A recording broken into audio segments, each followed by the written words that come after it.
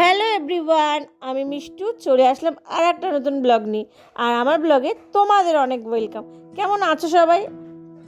যেদিন এই ভিডিওটা করেছিলাম সেদিন ছিল আমাদের বাড়িতে মায়ের বিসর্জন। তো সেজন্য আমরা সবাই মিলে এসে পড়েছিলাম নদীতে মাকে নিয়ে বিসর্জনের জন্য। এত পাজি বাচ্চাগুলোকে তো দেখতেই পাচ্ছ, বড়দের আগেই বাচ্চারা নামছে। আর টাকু, ও তো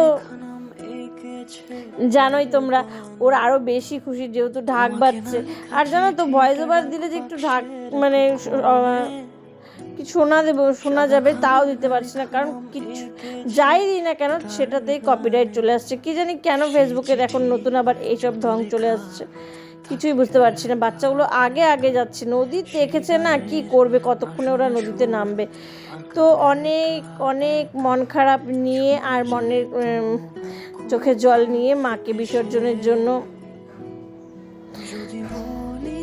ঘোরানো হচ্ছে। তোমরা তো জানোই সবাই, বিসর্জনের আগে ঠাকুরকে 7বার বা 3বার বা 5বার ঘোরাতে হয়, যে যেরকমভাবে পারে ঘোরাতে। তো এখন আমরা ঠাকুরকে বিসর্জন দিয়ে বাড়ি চলে যাব। বাড়িতে বুন্দিয়া নিয়ে আসা হয়ে গেছে, কারণ বিসর্জনের পরে বাড়িতে এসে মিষ্টিমুখ করতে লাগে। তো ভিডিওটা কেমন লাগলো সবাই অবশ্যই কমেন্টসে জানাবে।